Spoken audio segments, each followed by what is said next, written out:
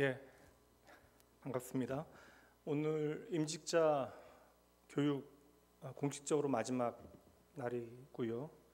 그간 열심과 성실로 임해주신 분들, 또 피치 못하게 빠지게 되어질 경우 꼭 메이크업 하시겠다고, 영상으로 공부하시겠다라고 해주신 분들 다 감사드립니다.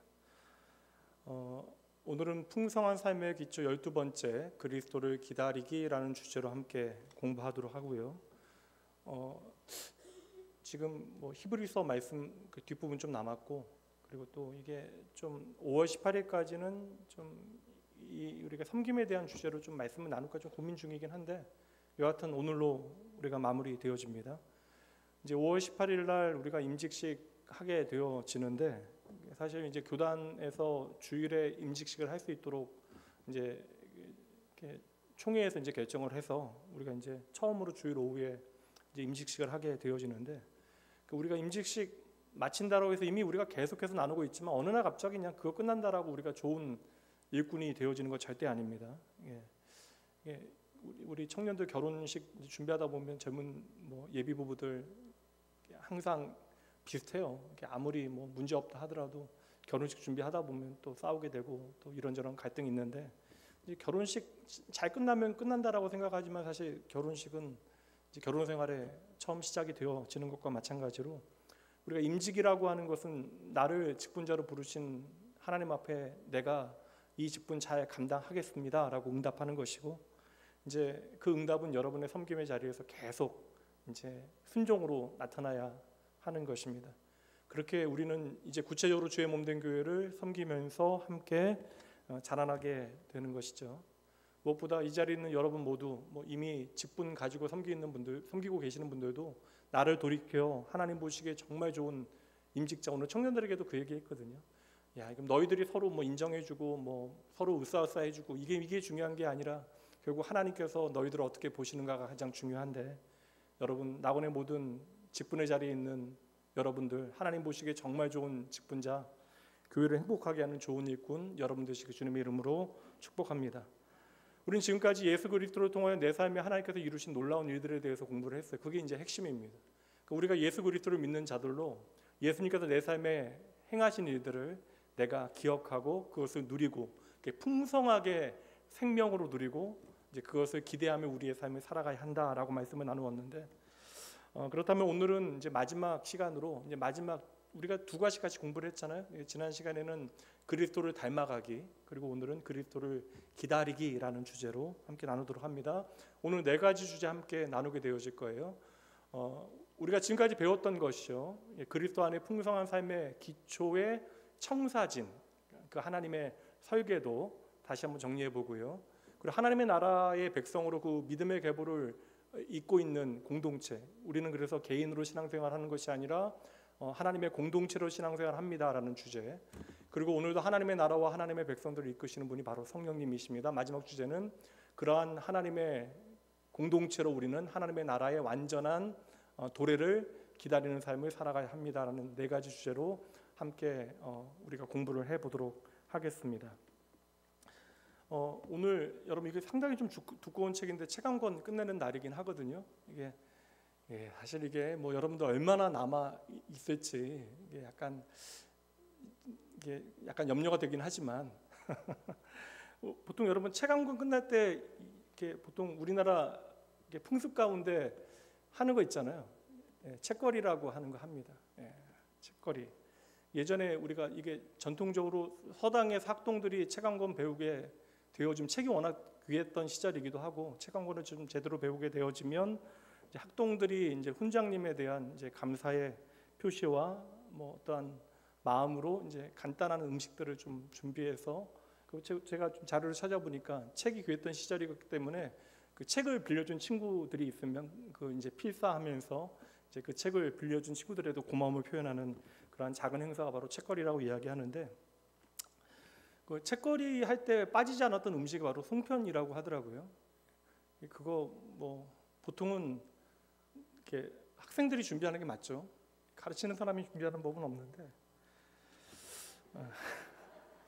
송편을 했던 이유가 뭐냐면 이게 이제 꽉 채워진 송편처럼 이제 이 학문을 배움을 통하여 책을 배움을 통해서 아이들이 좀 학생들이 잘 여물기를 바라는 마음으로 그렇게 이제 송편을 했다라고 이야기합니다. 그래서 이제 책거리를 하게 되면 일부에는 이제 지금까지 배운 것들을 좀 처음부터 끝까지 외우는 이제 배강이라고 하는 것, 그리고 훈장님이 이제 가르쳐 준 특정 부분에 대해서 이제 읽고 답하는 이제 명강이라고 하는 그 두 가지 과정을 잘 통과하게 되어지면 이제 준비한 음식을 함께 송편을 나눠 먹으면서 이제 그 책거리를 마무리하게 되어지는데, 말씀드린 대로 엄밀하게 따지면 이거 여러분들이 준비하는 것이 맞긴 합니다. 근데 제가 사실 예전에 강남교회에 있을 때는 이게 교육자들이 이제 성경 공부 마치고 나면 그 공부했던 분들이 이제 꽃다발 준비하거나 뭐 그래서 제 감사하다고 인사를 하는 시간들이 있었는데, 그건 제 기질적으로도 좀 너무 불편하고, 그래서 사실 이거 뭐 배우는 사람들이 가르치는 사람에게 고마움을 표현하는 게 마땅한데 여러분들 안 하실 것 같고, 오늘 책은 또 마치게 되어지게 복음의 가치는 세상의 가치와 반대되어지는 것이니까 제가 제 돈 들여서 오늘 이렇게 송편은 목이 메이니까 꿀떡을 준비를 했습니다. 제가 꿀떡 한 100개를 준비했으니까 제가 인원을 세어보니까 여러분들 딱 맞더라고요. 교육자 한두 명 안 먹어야 될 것 같은데 김명성 목사님하고 저하고 안 먹으면 다 될 것 같긴 해요. 오케이. 그래서 오늘 이렇게 꿀떡 잘 드시고 지금까지 공부한 거 잘 정리해내시고 앞으로 잘 섬겨 주시기 바랍니다. 조금 더 성실하게 임하신 분들도 분명히 있고요. 억지로 좀 따라오신 분들도 제 눈에는 좀 보이긴 하지만, 그러나 뭐 우리의 의지와 노력으로만 되어지는 건 아니니까, 그리고 하나님께서 우리에게 이미 선한 마음 주셔서 주의 몸된 교회를 섬기도록 불러주셨으니까 그 하나님의 부르심 기억하시고 좀 더딘 사람들은 함께 돕고요. 그리고 열심히 좀 달려가는 사람들은 그 발걸음을 멈추어 함께 하나님의 나라 주의 몸된 교회를 아름답게 섬겨가시는 여러분 되시길, 특별히 이 마무리를 통해서 여러분의 마음을 좀 새롭게 하시고 오늘을 정리하는 시간이니까 이제 이 모든 우리가 배운 진리의 말씀을 통해서 아름다운 이제 섬김의 열매를 여러분들은 직분자로 맺어내셔야 되니까 아름다운 열매 맺어주시는 여러분 되시길 다시 한번 주님의 이름으로 축복합니다. 지난 시간에 그래서 우리가 예수님을 좀 닮아가는 삶을 살아가야 한다, 이것이 하나님의 나라의 다스림 가운데 우리가 살아내야 되는 삶의 구체적인 모양이다라는 것을 나누어 봤습니다. 사실 저는 사실 교회에서 거의 뭐 나고 자랐다라고 이야기해도 과언이 아닙니다. 정말 저는 교회에서 오랜 세월을 살았으니까요. 그러니까 제 몸에는 그냥 아예 그냥 교회라고 하는 것에 대하여 이렇게 개척교회 목사의 아들로 자라서 어린 시절, 그러니까 제 동기 목사 중에서도 저는 아주 어린 나이에 사역을 시작했거든요. 그러니까 저는 어릴 때부터 이게 뭐 다른 목사 아들들은, 목회자 자녀들은 좀 교회에서 상처받은 일도 많다라고 그러는데 저는 뭐 기억이 별로 없어요. 이게 하나님께서 만든 저희 어떤 유전자 안에 나쁜 기억들은 금방금방 잊게 만드시는지 몰라도, 뭐 제 동생은 조금 이제 낙원교회에 대해 감사한 일도 있지만 마음에 부담되는 일도 있다 이야기하는데 저는 뭐 전혀 그런 게 없습니다. 그래서 뭐 목사로 섬기는 데 있어서 저는 어린 시절 항상 좀 격려해 주시고 항상 믿음의 가정 위해서, 목회자 가정 위해서 기도해 주시는 분들 고마움이 있거든요. 그러니까 진짜 작은 일들, 어릴 때 제가 기억에 남아있는 소중한 기억들이 있어서 저는 좀 교회 사랑하는 마음이 특심하긴 합니다. 그런데 그럼에도 불구하고 이제 목회자로 교회를 섬기다 보니까 교회를 얼마나 오래 다녔는가는 신앙의 성숙과는 생각보다는 이렇게 비례하는 일이 아니구나.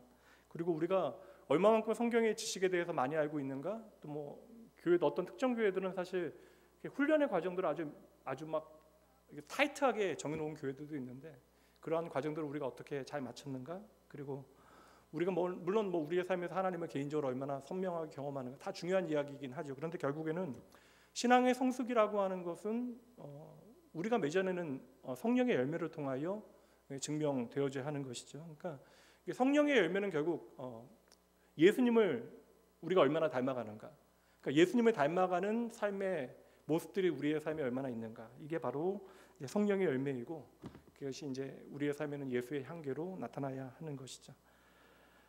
그리고 이거 향기라고 하는 건 내가 내가 향수 뿌렸다고 자랑하면 안 되잖아요. 옆에 사람이 맡기에 좋아야 되니까 여러분들이 이제 향기 난다라고 자랑할 것이 아니라 여러분들의 주변 사람들이 예수의 향기를 확인해 줘야 하는 것이죠. 지금까지 여러분들이 예수님 닮아가기 위해서 이렇게 애를 썼다면 여러분들이 확인해야 되는 것은 내가 예수님을 닮아가기 위해서 노력했습니다. 그렇다면 여러분의 삶에 갈라디아서 5장 말씀에 나오는 성령의 구체적인 열매들이 얼마나 실제적으로 맺혀지고 있는가. 말씀드린 대로 이 성령의 열매는 바로 예수를 닮아가는 것인데 이것을 좀 확인해 보셔야 돼요. 사랑과 희락과 화평과 오래 참음과 자비와 양성과 충성과 온유와 절제. 그러니까 우리 안에 하나님의 사랑과 기쁨과 화평, 그다음에 인내와 친절과 그다음에 선의와 충성과 온유함과 절제가 얼마나 오늘 나타나고 있는가. 만약 우리의 삶에 이러한 성령의 열매가 제대로 맺혀지지 않고 있다라고 이야기하면 이것은 뭔가 문제가 있는데, 우리의 삶에 예수 닮아가는 성령의 열매가 구체적으로 점검되어지지 않는다면 일반적으로는 이제 세 가지 이유가 있는 것입니다. 첫 번째는 이제 균형 잡힌 시각이 결여되었기 때문인 거예요. 더 쉬운 말로 이야기하면 이게 분별력이 이제 부족한 것입니다. 이제 그리스도인의 삶은, 건강한 그리스도인의 삶은 균형 잡힌 삶을 살아가는 거예요. 그러니까 전인격적인 변화가 나타나야 된다. 예수 그리스도께서 어린 시절부터 키가 자라나시고 또한 그의 인격과 또한 그의 삶의 이야기가 사람들과 하나님 보시기에 아름다웠다, 지혜가 자라났다. 이 모든 것들은 하나님과의 관계뿐만 아니라 나와의 관계, 그리고 공동체와의 관계, 세상과의 관계를 보여주는 성장의 이야기입니다. 그래서 우리가 결국 신앙생활하는 것은 하나님의 창조의 목적대로 우리가 회복되어지는 것인데, 말씀드린 이 네 가지, 우리가 공부한 네 가지 영역에서의 성장이 구체적으로 나타나야 하는 것이죠. 그래서 신앙의 성숙이라고 하는 것은 다른 외부적인 요인보다는 우리의 이런 내 마음으로부터 균형 잡힌 성경적인 어떤 시각과 가치가 얼마나 분별력 있게 증거되어지고 나타나는가, 이것을 통해서 확인해야 하는 것이죠. 그래서 신앙생활의 어떠한 영적인 어떠한 기준이 되어질 수 있다면, 이게 뭐 여호수아 말씀도 그렇고 신명기 말씀에서도 우리가 좌로나 우로나 치우치지 말라라고 이제 말씀하신 그대로 그 신앙의 중심을 잡는 것, 그리고 이게 좌로나 우로나 치우치지 않는 것이 바로 형통의 비결이라고 이야기하셨으니까 하나님과 동행하는 믿음의 삶이 무엇인지를 우리는 우리의 삶의 균형 잡힌 시각을 통해서 확인해내야 하는 것이죠. 근데 만약에 이런 균형 잡힌 시각이 내 삶에 이제 말씀을 통해서 훈련되어졌는데 내가 성장하지 못한다면 그 다음에 이제 건강한 공동체에 우리가 속해 있지 못하기 때문에 내 삶에 이제 성령의 열매가 이제 구체적으로 나타나지 못하는 거예요. 성경의 모든 이제 말씀은 이제 공동체에 대한 말씀을 주시는데, 창조의 현장도 사실 성부, 성자, 성령 하나님께서 합력하여 당신의 선하신 뜻을 드러내시는 것으로, 그래서 우리의 창조의 성부, 성자, 성령께서 함께 당신의 형상대로 이제 성부, 성자, 성령의 형상대로 우리를 만드셨기 때문에 인간은 존재할 때부터 이제 공동체성을 가지고 있다라는 거예요. 그래서 우리가 이제 계속 공부하면서 우리가 예수 그리스도 안에서 이미 한 형제 자매가 되어졌다. 우리가 그래서 믿음의 공동체 안에서 우리가 어떤 직책이나 직임으로 부르지 않을 때 형제와 자매로 부르는 것은 우리가 예수 그리스도 안에서 한 가족이 되어진 어떤 영적인 실체를 보여주고 있는 것이죠. 그래서 우리가 건강한 공동체 가운데 있지 않으면 균형 잡힌, 사실 건강한 시각을 갖기가 너무나 어려워요. 그래서 우리가 균형 잡힌 성경적인 분별력 있는 시각을 배우기 위해서라도 우리는 건강한 공동체에 있어야 하는 것이고, 그렇게 우리가 건강한 공동체에 속하게 되어질 때, 이것은 내가 자발적으로 그 공동체 안에 헌신하게 되어질 때 이제 우리 개인이, 사람이 이제 변하게 되어지는 것입니다.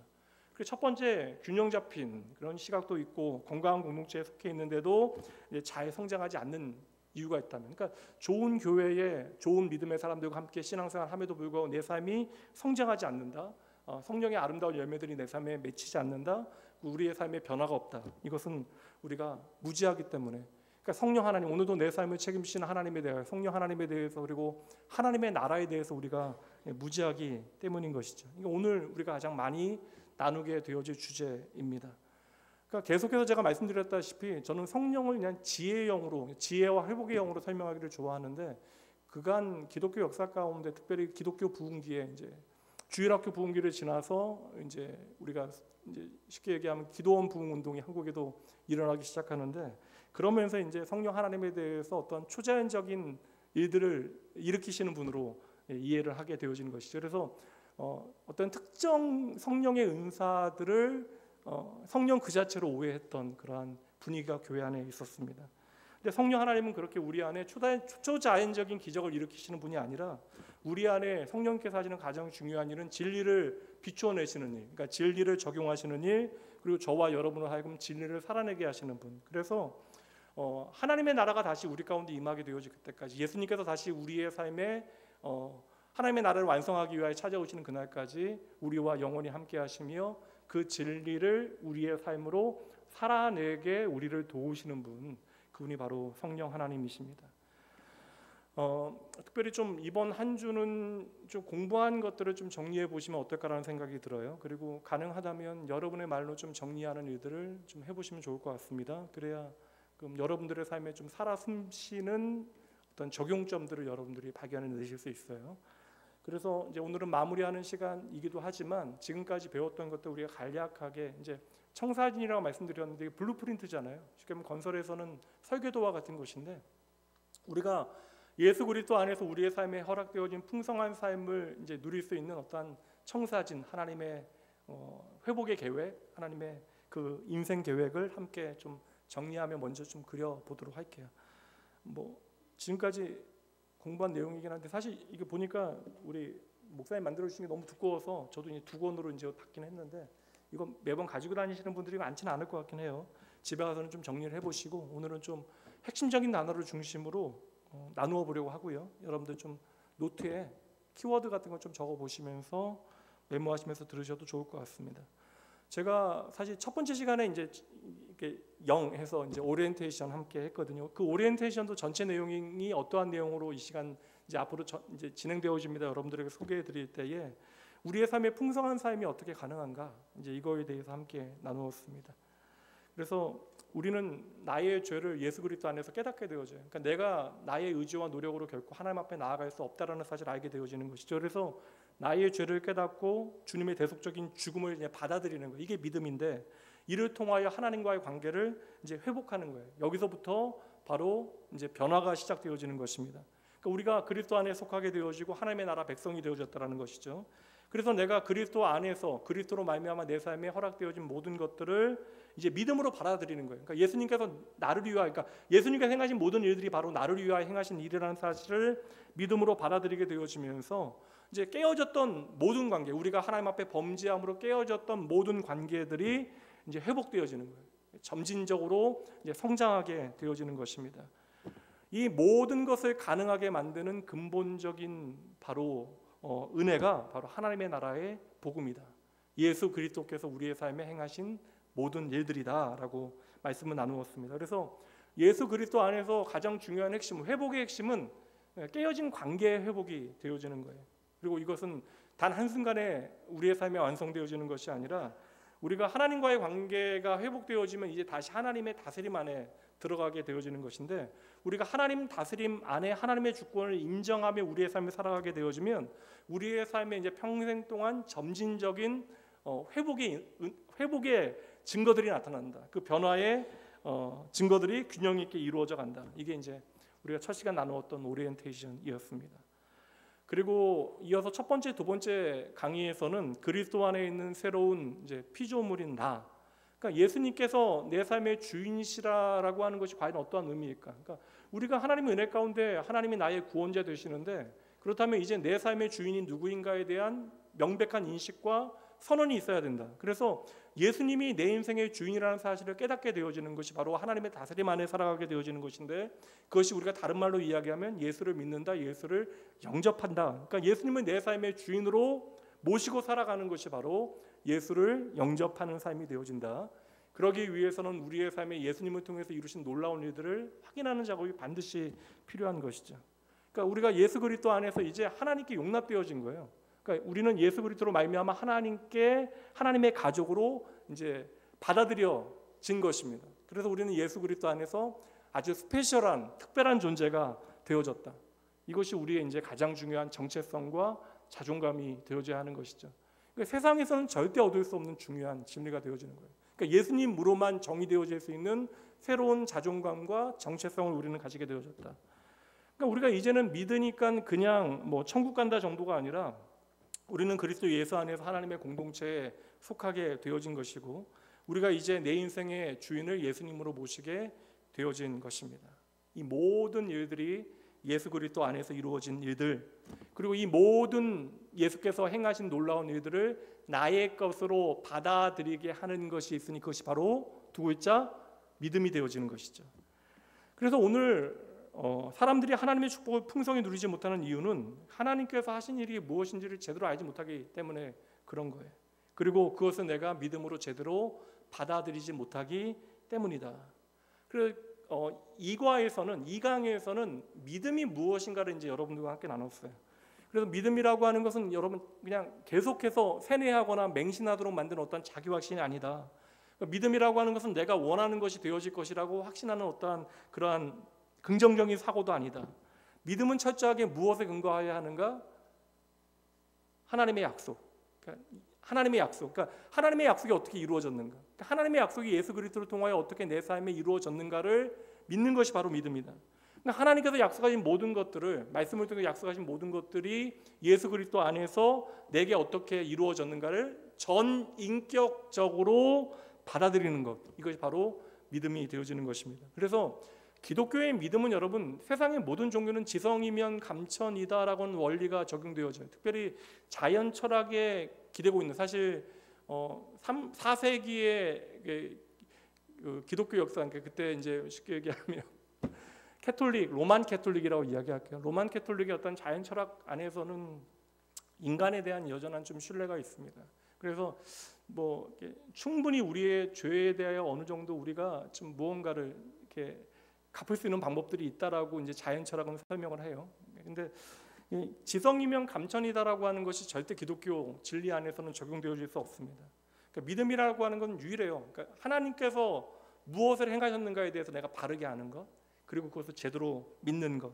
그러니까 기독교의 믿음은 하나님에 대한 바른 지식과 하나님께서 하신 약속이 어떻게 이루어졌는가에 대하여 내가 확신하는 것, 이게 바로 기독교의 믿음이 되어지는 것입니다. 이게 1과 2과의 가장 중요한 내용. 이제 세 번째, 네 번째 우리가 시간에서 이제 나누었던 것은 그리스도를 통한 이제 관계 회복이 일어나는데 가장 중요한 이제 관계 회복이 하나님과의 관계 회복이다. 그러니까 예수 그리스도를 통하여 하나님과 우리가 이제 어떻게 인격적인 관계를 맺을 수 있는가에 대해서 우리가 함께 나누었습니다. 우리가 그리스도 안에서 이제 하나님과 어떤 관계가 되어졌는가? 예전에는 우리가 죄 가운데 하나님의 의에 이룰 수 없는 진노의 자식이었는데 이제 예수 그리스도 안에서 우리가 하나님의 영원하신 기업의 상속자가 되어졌다. 다시 말하면 예수 그리스도의 보혈로 말미암아 의롭다 여김받고 이제 하나님의 자녀가 되어졌다. 하나님의 아들과 딸이 되어졌다. 그래서 우리가 반드시 하나님에 대해서 알아야 된다. 그러니까 우리가 정말 우리의 평생에 제대로 알아야 하는 분이 바로 하나님이시다. 이제 저와 여러분이 예수 그리스도 안에서 누리게 되어진 가장 놀라운 축복은 무엇이냐면 우리로 하여금 하나님을 알 수 있게 되어졌다는 거예요. 그러니까 우리 인생의 가장 놀라운 축복은 바로 특권은 하나님을 알게 되어졌다. 이 하나님을 어떻게 알 수 있는가? 바로 성경을 통하여 우리는 하나님을 알 수 있는 것이죠. 그래서 우리가 하나님의 말씀을 통하여 알아가게 되어질 때, 하나님께서 당신을 우리에게 계시해 주시는 것을 우리가 듣게 되어질 때 그분을 배우게 되어지는 것인데, 하나님께서 당신을 우리에게 보여주실 때 그것을 제대로 보고 말씀을 통하여 깨닫게 되어질 때 우리는 하나님을 아는 만큼 하나님을 사랑할 수밖에 없게 되어지는 것이죠. 그렇게 하나님에 대한 지식이 우리로 하여금 하나님을 사랑하게 만들고, 그 하나님을 사랑하는 그 마음이 우리의 삶에 구체적으로 예배와 기도와 순종을 통하여 나타나게 되어지는 것이다. 그래서 예배와 기도와 순종 다 공부한 내용들을 여러분 살피시면 이것은 바로 하나님의 사랑에 대한 반응이 되어져야 되는 것이지, 이건 절대 종교적인 의무가 되어질 수 없다. 여러분 예배를 더 사랑하셔야 되고 기도를 더 소중히 여기셔야 되고, 하나님의 말씀에 순종하는 것을 어떠한 도구 삼지 않고 수단 삼지 아니하고 하나님의 말씀이 내게 들리는 것에 감사하고 그 말씀에 순종하는 여러분 되셔야 합니다. 오늘 목사님도 이야기하셨지만 신앙생활은 그래서 우리의 삶의 의무가 되어지는 것이 아니에요. 그러니까 예배 드리고 기도하고 순종해야 하나님께서 저와 여러분을 받아주시고 더 사랑하시는 것이 아니라, 우리가 하나님과 연결되어지는 것은 우리의 삶의 최고의 특권이 되어지는 것이다. 그래서 기독교는 의무의 종교가 아니라 하나님께서 이루신 일들을 믿음으로 받아들이고 그것에 내가 사랑의 기쁨으로 그 말씀에 반응하는 것, 이것이 바로 기독교의 가장 중요한 특권이 되어지는 것이죠. 다섯 번째, 여섯 번째 강의에서는 이제 그리스도를 의지한 자기 사랑, 우리가 어떻게 나를 받아들이고 사랑해야 하는가. 그래서 하나님과의 관계가 이제 회복되어지면 비로소 우리는 나를 용납하고 나를 사랑하게 되어져. 그러니까 누군가를 용납하기 위해서, 그 다음에 이제 이야기할 내용인데, 누군가를 용납하기 위해서는 먼저 우리가 그리스도 안에서 나를 용납하는 훈련들을 열심히 해야 하는 것입니다. 그래서 우리가 참되게 나를 사랑하는 방법들을 배워야 한다. 사실 많은 경우에 내가 나를 제대로 용납하고 사랑하는 일이 얼마나 어려운가에 대해서 우리는 잘 알고 있잖아요. 그래서 내가 나를 용납할 수 있는 이유는 다른 것이 아니라 하나님께서 나를 그냥 받아주시고 사랑하셨기 때문에, 그러니까 하나님께서 사랑하시는 나를 용납하고 내가 받아들이는 거예요. 내가 하나님의 사랑을 받고 있기 때문에 내가 그만큼 소중한 존재라고 하는 사실을 인정하는 것. 그래서 그리스도 안에서 내가 하나님의 사랑받는 존재라고 하는 것, 그것을 이제 성경 고린도서에서는 우리를 새로운 피조물로 설명하고 있습니다. 이제 그리스도 안에서 우리가 새로운 존재가 되어졌다. 근데 하나님께서는 제가 참 감사한 게, 우리가 나온교회라고 하는 이름으로 있지만 하나님께서는 우리가 예배드리는 이 자리도 이제 이 무리로 부르시는 것이 아니라 저와 여러분을 한 명 한 명씩 만나 주신다. 이 일을 위해서 우리 안에 성령님을 허락하신 거예요. 하나님께서는 저와 여러분의 이름을 하나하나 이 시간에도 불러주시고 우리를 무리로 불러 만나시는 것이 아니라 한 사람 한 사람을 인격적으로 만나 우리와 교제하시기 원하시는 분이 하나님이시다. 그 하나님의 무한하신 사랑 까닭에 내가 나를 용납하고 사랑하는 것, 이것이 우리의 정체성과 우리의 자존감이 되어져야 하는 것이죠. 그래서 여러분, 내가 하나님의 사랑받는 존재라고 하는 사실을 깨닫게 되어지는 것은 우리 안에 누가 계시기 때문에? 성령. 공부 너무 잘하셨는데요. 거기 써 있어요. 그래서 우리가 나를 용납하기 위해서는 내가 누구인가를 이제 알아야 되는데, 나로 하여금 내가 누구인가를 깨닫게 하시는 분, 하나님의 사랑 안에 거하고 있는 나의 존재를 깨닫게 하시는 분이 우리 안에 영원히 함께 하시는 성령님입니다. 그러니까 내가 나를 사랑할 수 있도록 오늘 우리 안에 함께 하시는 분이 성령님이시다라는 사실을 알아야 돼요. 근데 성령님은 인격적인 분이시잖아요. 그래서 저는 예전에 그 얘기하고 이제 그 얘기 자주 했어요. 그러니까 제가 제 인생을 생각할 때 이게 사실 이게 설명하려면 너무나 길고 목사하면 안 된다라는 생각 여러 번 했거든요. 그러니까 이게 목회자 자녀로 자라면서 여러 가지 요구되어지는 것이 많고 어떤 윤리적인 기준들과 막 이런저런 얘기를 많이 듣다 보니까 제 안에 어떤 기준들이 많았나 봐요. 그래서 저는 신학교 가서도 난 자격이 없는데라는 생각 너무나 많이 했고, 전도사를 시작하면서도 내가 과연 이 사역을 계속하는 것이 맞나, 열심히 사역을 하면서도, 그리고 이제 목사 안수도 최대한 좀 늦추고 싶었던 마음이 있고, 이런 것들은 이제 이게 두 가지 마음이 있었던 거예요. 열심히 좀 하나님의 몸된 교회를 섬기고 싶다는 마음과 내가 너무나 자격 없는 존재가 아닌가라는 생각이 있었던 것이죠. 그러니까 제가 어떻게 생각해 보면 제가 저를 제대로 좀 받아들이지 못하고 사랑하지 못했던 시간들이 있었던 것 같아요. 그러니까 우리 안에는 성령 하나님께서 인격적으로 우리에게 계속 말씀하시는데, 우리 안에는 이제 성령께서 내 삶의 주인이 되시면서 성령께서 내 안에 계시고, 우리에겐 동일하게 또 내 안에 이전에 하나님 없이 살아갔던 육체의 소욕들이 있는 것이죠. 하나님이 내 삶의 주인 되지 않았을 때 내 삶의 오래된 습관들이 함께 부딪히게 되어져요. 근데 성령님께서는 끊임없이, 이게 사실 중요한 창조의 원리인데, 하나님께서는 우리가 전인격, 우리를 로봇으로 만드신 게 아니잖아요. 어떤 프로세스, 기계와 같이 인풋이 있으면 아웃풋이 나오게 하시는 그런 존재로 우리를 만드신 게 아니잖아요. 하나님은 하나님의 깊으신 뜻 가운데 당신의 사랑을 우리에게 보여주시고 우리가 그 사랑에 인격적으로 반응하기를 원하시는 거예요. 이게 여러분 교제잖아요, 교제. 이게 안 되면 여러분 이거 왜곡되어진 사랑이잖아요. 이거 스토커가 되는 거죠. 스토킹이 되어지는 것이잖아요. 이거 아니면 가스라이팅하는 일이 되어지는 것이죠. 그러니까 하나님께서는 당신의 사랑을 우리에게 무한하게 보여주시고 우리로 하여금 그 사랑에 응답하도록 하셨다라는 거예요. 이게 인격적인 관계에 가장 중요한 일이고, 그래서 내 삶의 주인이 성령 하나님이시지만, 그러나 성령 하나님 우리가 당신의 음성에 우리가 자발적이고 또한 전인격적으로 응답하기를 원하시는 것이다. 그래서 성령 하나님은 오늘도 우리 가운데 말씀으로 일하시는 거예요. 그래서 내가 제대로, 그러니까 성령의 소욕과 여기 아예 책에서는 욕심이란 표현, 성령의 욕심과 이게 욕심이란 표현 자체가 부정적으로 너무 많이 사용되니까, 성령의 소욕과 인간의 욕심, 그러니까 성령의 욕심과 인간의 욕심이 우리를 주도할 때에 거룩한 욕심이겠죠. 끊임없이 싸울 때에 우리가 이제 성령의 음성을 제대로 듣게 되어지면 반드시 나타나는 것이 두 가지 있다. 첫 번째는 자기 부인이다. 그러니까 우리가 십자가를 진다라고 하는 것은 여러분 많은 사람들이 오해하는데, 물론 여러분 우리가 구체적으로 짊어져야 되는 십자가가 있긴 해요. 그게 뭐 내 남편일 수도 있고 아내일 수도 있고 내 가족일 수도 있고 내가 오늘 감당해야 되는 어떤 삶의 무게일 수도 있고. 근데 이제 그렇게 따지면 여러분 오해될 수 있는 부분들이 많습니다. 십자가라는 건 뭐예요, 여러분? 내가 주님을 따르기 위하여 그 생명 안에 거하기 위하여 내가 짊어져야 하는 것인데 그 십자가의 가장 중요한 핵심은 자기를 부인하는 거예요. 내가 살아왔던 이전에 하나님 없던 삶의 방식들을 거부하는 것, 이게 여러분 십자가의 정신이고 십자가의 길을 따라가는 것입니다. 그래서 우리가 십자가의 길을 따라가기 시작하면, 자기를 부인하기 시작하면 반드시 우리의 삶에 나타나는 일이 자기 부인과 함께 무엇이 있다고요? 성령 충만이 있다. 그러니까 자기를 부인하게 되어지면 그때로부터 우리의 삶에 성령님이 주인이 되시는 거예요. 그래서 자기를 부인하게 되어지는 자리는 반드시 성령의 충만이 나타나게 되어진다. 그래서 이 자기 부인이라고 하는 것은 여러분 내 자신에 대한 어떤 부정적인 생각들이 아니에요, 여러분. 그냥 나는 아무것도 할 수 없다는 생각이 아닙니다. 그러니까 되레 제가 예전에 생각해 보면 나 같은 게 무슨, 그러니까 이게 나 같은 게라고 하는 말 자체가 나를 부르신 하나님을 첫 번째 기준으로 삼지 않은 거예요. 제가 예전에는. 그러니까 나 같은 게 과연 그러니까 물론 그 생각이 건강하게 나아가면 괜찮은데, 그러니까 나는 목사가 되면 안 된다, 나는 주의 몸된 교회를 섬겨서는 안 된다라고 하는 이제 나를 기준으로 생각하는 것도, 이거 자기 부인이 안 되는 거예요. 자기 부인이라고 하는 것은 내 안에 있는 성령 하나님을 통하여 하나님의 마음을 배워가는 것이죠. 그 하나님을 통하여 나를 이해하는 것이죠. 이게 여러분 자기를 부인하는 거예요. 세상의 가치와 세상의 판단과 세상의 정의로부터 나를 자유케 하시는 그 말씀의 역사. 그래서 자기를 부인하게 되어지는 자리에는 반드시 성령 충만이 있다. 그래서 자기 부인은 캐톨릭에서 이야기하고 있는 어떠한 자기를 학대하는 일이 아니에요. 자기를 힘들게 만드는 일이 아닙니다. 고행을 통하여 우리의 어떤 죄의 값을 해결할 수 있다는 것이 절대 아니에요. 도리어 여러분 자기 부인이라고 하는 것은 하나님 없었던 옛사람의 나의 본성들을 말씀 앞에서 부인하는 작업들을 계속해 나가야 되는 것이죠. 그래서 자기 부인은 여러분 한순간에 돼요?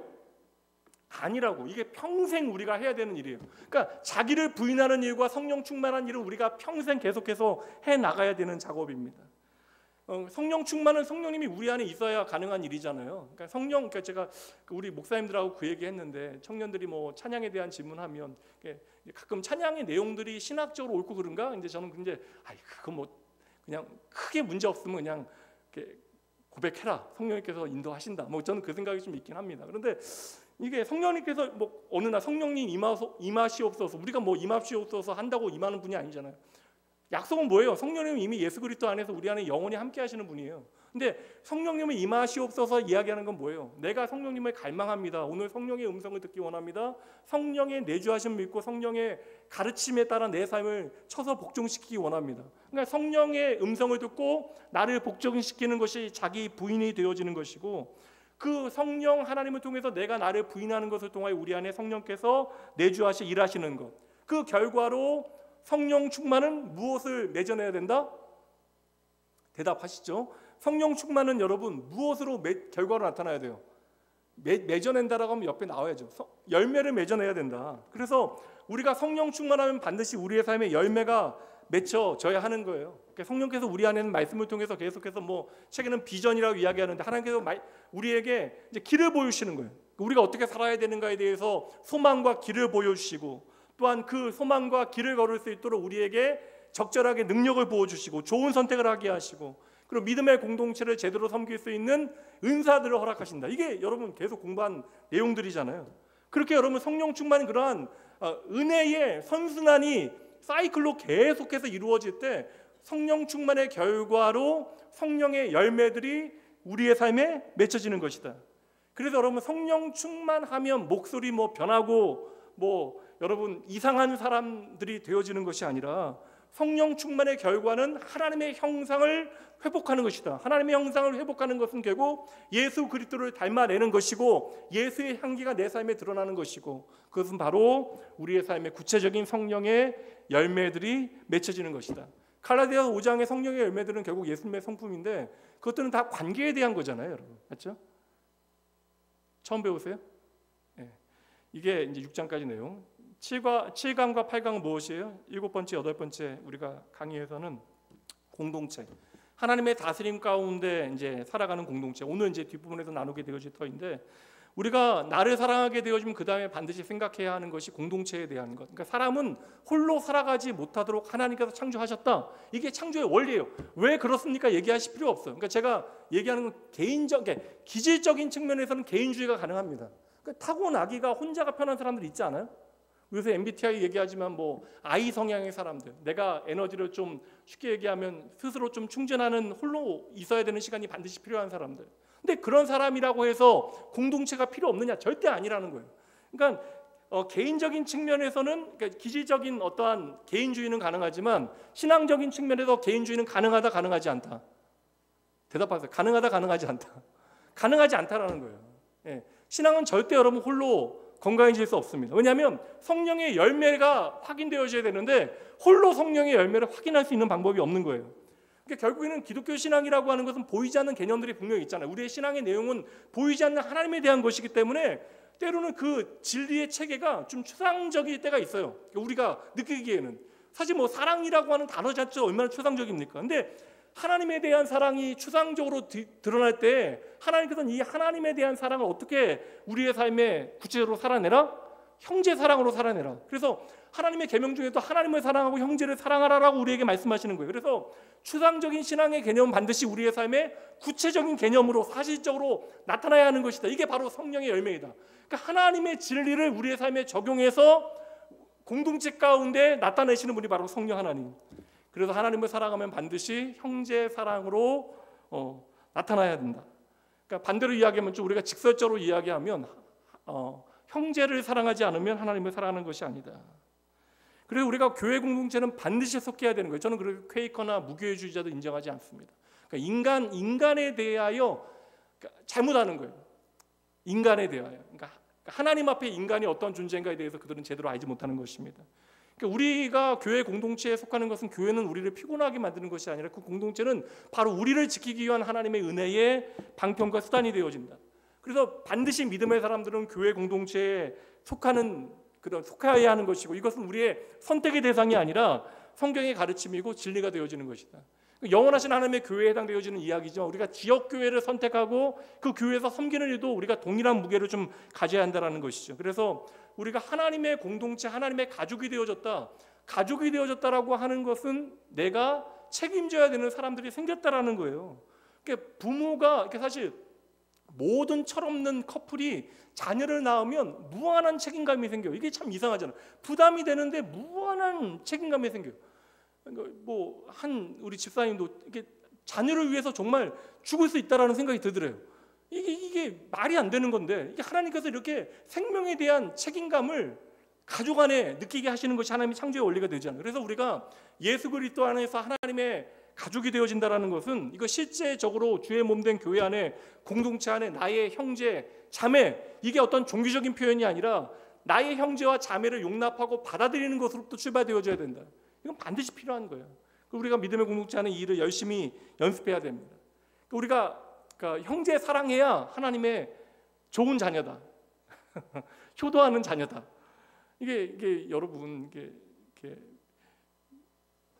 이제 오전에 일부 예배 때 들으신 분도 목사님이 어디 가서 2만 원짜리 사모님하고 드시고 그런다고 이야기하셨는데 정말 저는 부모님 밥을 많이 사드리는데 그래도 부족하신가 봐요. 예.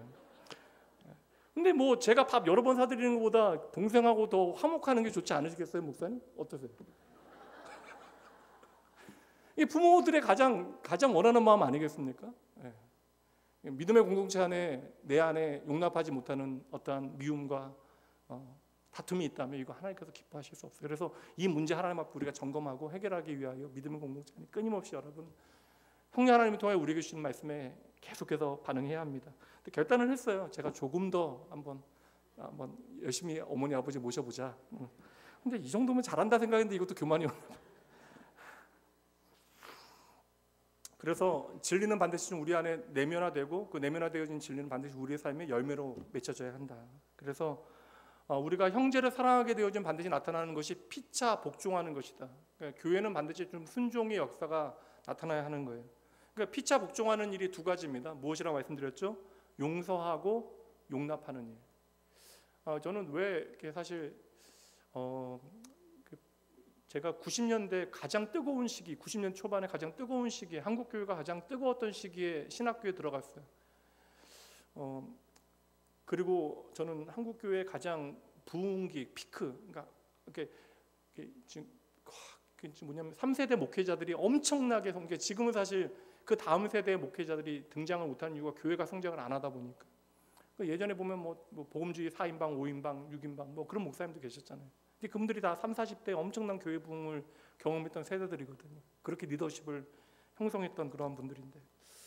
근데 그 당시에는 교회가 그렇게까지 이제 이렇게 사실 세상의 말을 듣지 않았는데, 오늘날의 교회는 세상 사람들 보기에 너무나 좀 매력적이지 못한 사람들, 어찌 보면 무례한 사람들, 함께하지 못하는 사람들로 비춰지고 있는 것은 아닐까.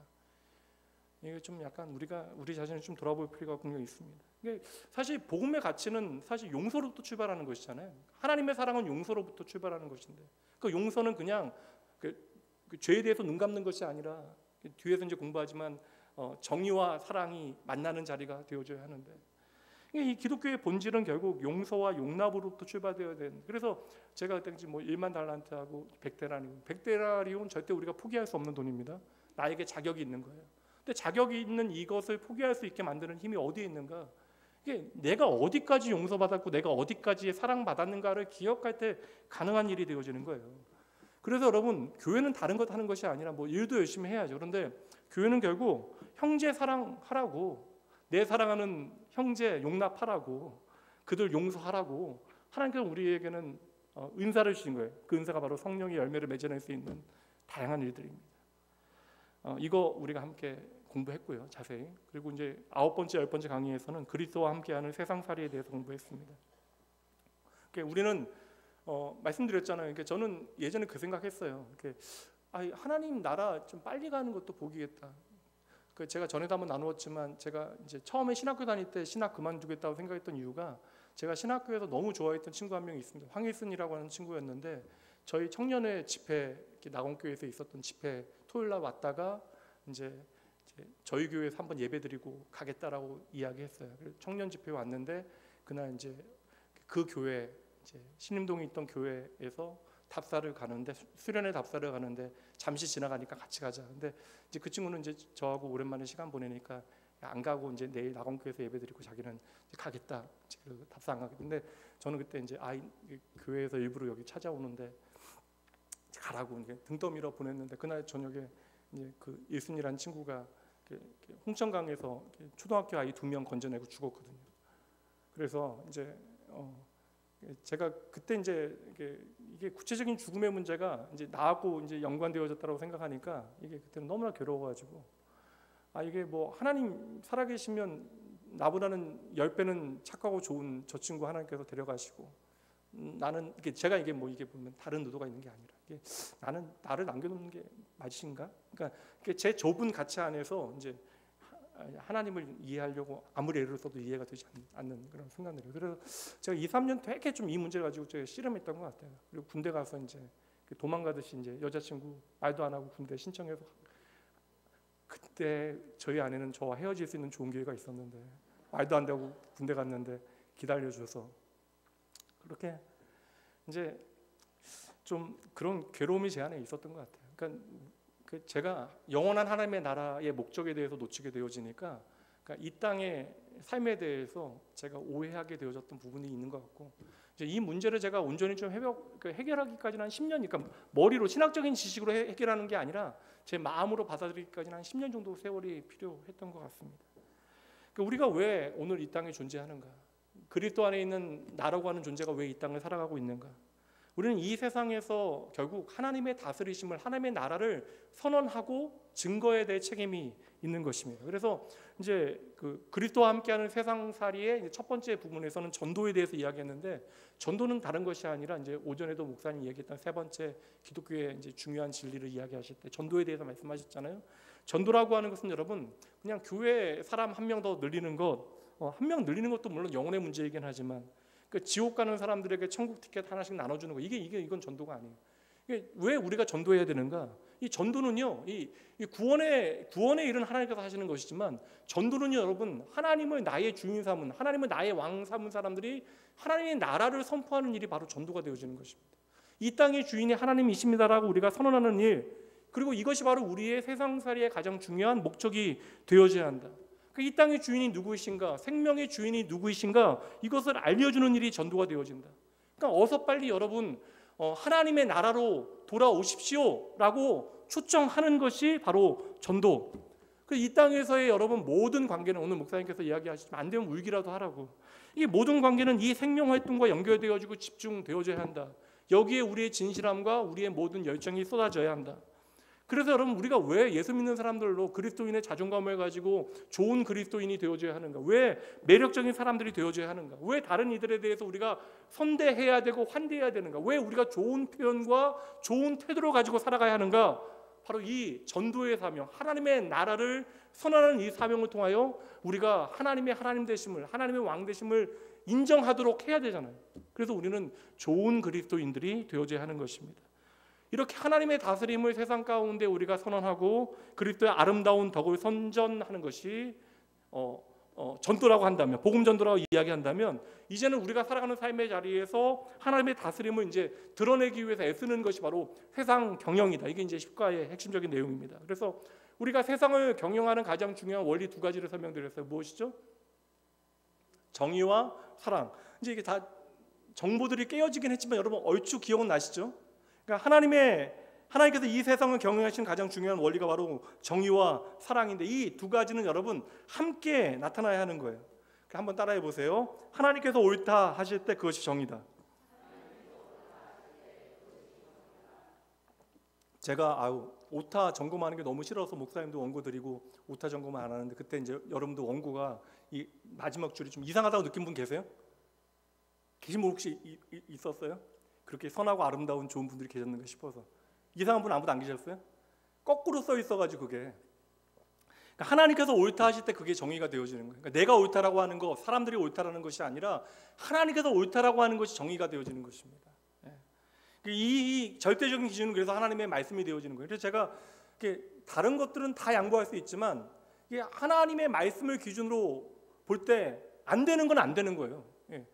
제가 만약에 뭐 이 자리를 지키지 못한다 할지라도 하나님의 말씀이 아니라고 하는 것을 여러분들이 맞다라고 할 때 제가 맞다라고 이야기한다면 저는 이 자리에 말씀 사역자로 서 있을 자격이 없는 것이죠. 그러니까 하나님께서 옳다 하실 때 그것이 정의다. 그리고 그 정의를 우리가 이제 세상 가운데 살아내는 중요한 게, 정의와 사랑을 살아내는 방법이 바로 이제 노동이 되어져야 된다. 그래서 기독교의 어떤 그 직업에 대한 가치, 노동에 대한 가치는 세상의 다른 종교와 완전히 달라요. 세상의 다른 종교에서 말하는 노동이라고 하는 것은 인간에게 업이 되어지고 이게 사실 뭐 짐이 되어지는 것이지만, 기독교에서 이 노동이라고 하는 것은 이거 여러분 인간을 인간답게 만드는 이게 하나님의 소명이 되어지는 거예요. 그래서 우리가 어린 시절 배웠던, 여러분 세계사에서 공부했던 직업 소명설, 그러니까 노동이라고 하는 것이 거룩의 수단이 되어진다. 우리는 이를 통하여 하나님의 거룩을 살아낼 수 있다.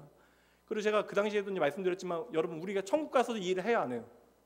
일을 한다고요. 예배하는 일, 찬양하는 일 계속 되어지는 일입니다. 근데 그 일이 완전해지겠죠. 지금까지 피곤하거나 우리를 뭐 힘들게 하는 게 아닐 거예요. 이제 이 노동도 완벽해져서 하나님 앞에서 하는 이 노동 자체가 우리에게 완벽한 기쁨을 줄 거예요. 그러니까 우리가 이 세상에서도 부분적으로 어떠한 일을 통하여 자아 실현이나 기쁨을 맛볼 수 있는 것처럼, 이것이 이제 하나님의 회복을 통하여 완벽해지면 하나님의 나라에서는 우리가 가장 완벽한 형태의 노동이라는 표현 자체가 이제 여러분들이 무거우니까 즐거운 일들을 우리가 감당할 수 있을 것이다. 그래서 우리가 그리스도 안에서 관계의 풍성한 변화를 이렇게 누리게 되어져서 하나님과의 관계, 나와의 관계, 공동체와의 관계, 세상과의 관계 가운데 이제 변화가 계속해서 일어나야 하는 것인데, 그것이 지난 시간에는 이제 그리스도를 닮아가는 것으로, 그리스도의 장성한 분량에 충만한 데까지 이를 때까지 우리가 자라나는 것이 우리의 인생의 가장 중요한 목적이다. 그러니까 그리스도를 닮아가는 것이 우리의 인생의 중요한 목적이 되어져야 한다. 이게 삶의 궁극적인 어떤 목표가 되어져야 된다. 그래서 이거 이제 11과에서 12과에서 공부하는 거예요. 그리스도에 이르기까지 자라나는 것. 늘상 여러분 많이 들은 이야기이긴 한데, 하나님께서는 우리의 존재에 대해서 더 중요하게 생각하실까요? 아니면 우리가 하는 어떠한 일에 대해서 더 중요하게 생각하실까요? 우리의 존재에 하나님께서 관심을 가지시는 거예요. 하나님의 절대적인 관심은 우리의 존재예요. 그러니까 이 존재를 하나님 보시기에 아름답게 만드시기 위하여 우리가 무엇을 하느냐가 중요해지는 거예요. 그러니까 우리의 존재를 위하여 하나님께서는 우리로 하여금 무언가를 하게 하시는 거예요. 이것을 우리가 사명이라고 이야기하는 것입니다. 그러니까 우리가 하나님께서 원하시는 모양으로 우리의 존재가 자라나기 위하여 우리는 무언가를 하게 되는 것이죠. 그러니까 우리가 그리스도의 장성한 분량에 이르기까지 자라나기 위하여 우리는 무언가를 열심히 해야만 한다. 이게 하나님을 닮아가는 과정이 되어지는 것이고, 결국 창세기의 말씀으로 이야기하면 하나님의 형상을 회복하는 것인데, 이 하나님의 형상을 회복하는 것이 구원이고, 구원은 그래서 예수 그리스도를 닮아가는 것이다. 그러니까 우리가 하나님, 보이지 않는 하나님의 형상을 회복하는 것은 너무나 추상적이지만, 보이는 하나님이신 예수 그리스도를 통하여 우리가 어떻게 예수님을 닮아가야 하는가에 대한 것은 너무나 명백하잖아요. 그래서 결국 우리가 예수 그리스도의 그 삶과 가르침을 통하여 앞에서 말씀드린 네 가지 청사진, 그러니까 세상과의 관계, 하나님과의 관계, 나와의 관계, 공동체의 관계, 세상과의 관계 가운데 우리가 균형 있게 성장해 가는 것, 그리스도의 장성한 분량에 충만한 데까지 이르기까지 우리가 자라나는 것, 이게 앞에서 이야기한 것처럼 성령과 연결되어 이야기할 때는 성령 충만으로 성령의 열매를 맺어내는 것, 네 가지 영역에서 우리가 균형 있게 자라나는 것, 그러기 위해서 우리에게 반드시 필요한 것이 있으니 그것이 바로 믿음이다. 그래서 우리가 믿음으로 이 일에 있어서 열심히 우리가 연습하고 훈련해야 한다는 거예요. 그러니까 결국 우리가 하나님께서 행하신 일들을 우리가 제대로 믿음으로 받아들이게 되어지면, 그러니까 하나님께서 행하신 일들을 진리로 내 안에 우리가 받아들이면 우리의 삶의 마음으로부터 변화가 일어난다. 그러니까 우리가 하나님의 진리가 우리의 마음에 변화를 일으키면 반드시 우리의 행동으로 나타나게 되어진다. 우리의 마음에 임한 진리가 행동으로 나타나게 되어진다. 이게 반복되어지면 결국 우리의 인격과 삶을 바꾸는 일들이 나타나게 되어진다. 어떻게 보면 계속해서 반복되어지고 순환되어지는 내용들을 우리가 지난 13주 동안 계속해서 공부한 것입니다. 그러니까 오늘 이거 제대로 여러분의 마음 안에 이제 청사진으로 그림으로 그려내시면 이제 여러분의 평생에, 내 인생의 가장 중요한 목적, 우리가 무엇을 하건 간에 가장 중요한 인생의 목적은 예수 그리스도를 닮아가는 것이다. 그리고 예수 그리스도를 닮아가면서 예수님께서 다시 오실 그날을 기다리는 삶을 우리는 살아가야 한다. 약속에 대하여 우리가 확신해야 된다. 이거 여러분 기억하셔야 돼요. 그래서 지금까지 공부한 내용들을 여러분 좀 단어로, 이제 각 단어마다 한 두세 단어로 표현할 수 있거든요. 그 두세 단어 좀 적어 놓으시고 그 단어들을 여러분의 말로 좀 설명하기 위해서 애를 쓰셔야 돼요. 그래서 좀 한번 정리를 해보시고, 사람 놓고 하면 싫어할 거예요. 여러분 가족 놓고 앞에 인형 같은 거 앞에 세워놓으시고 연습을 좀 해보세요. 그래서 이제 우리가 이제 여러분 보시면 그 앞에 공부한 내용들이 도표로 그려져 있는 거예요. 그리스도 안에서 우리가 새로운 피조물 되어졌을 때 하나님과의 관계가 회복되어지고, 이건 하나님 알아가는 것과 하나님 살아가는 것으로 나타나게 되어진다. 그리고 이거 믿음이 일한다. 그리고 내 자신과의 관계, 그리고 이제 그 자기 부인과 성령 충만, 그리고 공동체와의 관계에서 형제 사랑과 섬김에도 그 세상과의 관계에서 복음 전도와 세상 경영, 이걸 가지고 여러분 설명하실 수 있도록 이 청사진을 통하여 내가 어떻게 우리 인생을 살아가야 하는가에 대해서 좀 여러분들이 기억해내시면 돼요. 우리에겐 이미 완벽한 하나님의 계획, 하나님의 건축 계획이 우리에겐 이미 주어졌어요. 그러니까 하나님께서 우리를 이제 제대로 건축해 가시기로 작정하셨다고요. 근데 설계 도면이 있다라고 그냥 설계 도면 때문에 어느 날 갑자기 이제 건축이 완성되는 게 아니잖아요. 이제 설계 도면이, 완벽한 설계 도면이 있다면 이제 차근차근 그것을 건축해 나가야 하는 것이죠.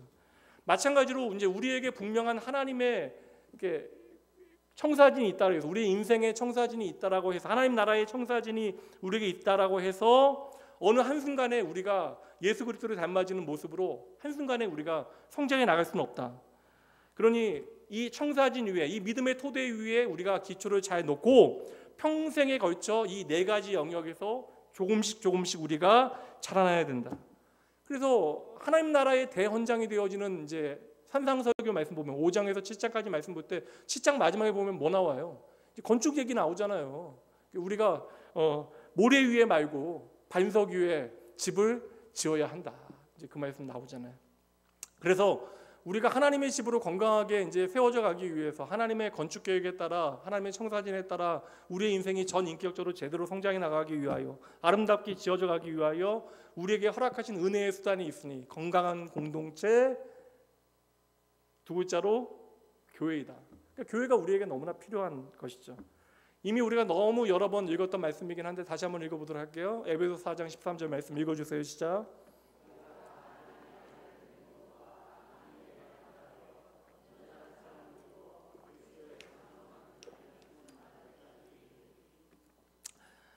이게 예수님 닮아가는 것인데 사실 이게 오전에 일부에 목사님 이야기하셨는데 지는 길게 하면서 자기는 이제 목사님은 설교 짧게 하라고 일단 그렇게 얘기 안 했는데 그러니까 제가 길게 해서 성도님들 눈치가 안 좋으니 목사님한테도 인기 있는 목사님 되시길 원하는 마음에서 제가 그런 좀 뉘앙스를 가졌나.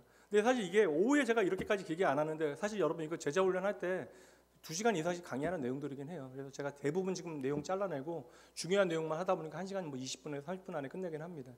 되게 노력하고 있는 거예요, 여러분. 대충 넘어가는 건 여러분들에게 성실한 목회자가 아니니까 제가 최선을 다하고 있으니까 오늘도 제가 시계 계속 보고 있어요. 여러분 꿀떡 먹을 수 있는 시간 드리기 위해서 노력하고 있습니다. 다시 한번 4장 13절 읽습니다. 우리가 다 하나님의 아들을 믿는 것과 아는 일에 하나가 되어 온전한 사람을 이루어 그리스도의 장성한 분량이 충만한 데까지 이르리니. 이게 여러분 우리의 인생의 지향점이 되어져야 된다. 그리스도의 장성한 분량의 충만하심의 경지에까지 도달하는 것. 그러기 위해서 하나님의 아들을 믿는 것과 아는 일에 하나가 되어져야 한다. 그러니까 이 일이 우리의 삶에 구체적으로 증명되어지기 위해서 앞에서 말씀드린 대로 기계적인 개인주의는 가능하다. 기계적인 어떤 인디비주얼리즘 가능한데 신앙적인 면에서는 그런 개인주의가 불가능하다. 그러니까 기계적인 면에서는 내가 충분히 혼자인 게 좋고 뭐 홀로 있는 시간들이 필요하고 가능하지만 신앙적인 면에서는 우리가 그리스도의 장성한 분량에까지 홀로 도달할 수 없다. 그래서 제가 창세기의 모든 스토리로부터 요한계시록까지 여러분 예배 공동체로 표현이 되거든요, 사실. 그래서 창세기의 창조 스토리부터 하나님의 모든 구원과 회복의 스토리, 교회가 세워지고 교회를 통하여 하나님께서 열방의 복음이 전해지게 하는 모든 과정에는 언제나 공동체가 있었다. 교회가 있었다. 그러니 우리가 신앙 공동체 안에서 어떻게 우리가 구체적으로 살아가야 하는가, 이거 직분자들에게 너무나 중요한 문제가 되어지잖아요. 그래서 베드로전서 1장 22절 말씀 보도록 합니다. 중요한 말씀이에요.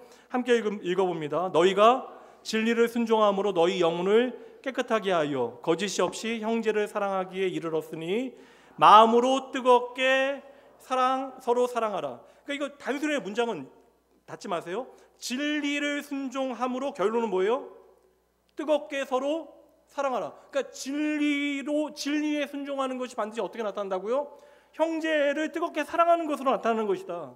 진리를 순종함으로, 여기 앞에 보면 진리를 순종함으로 해서 진리는 뭐예요?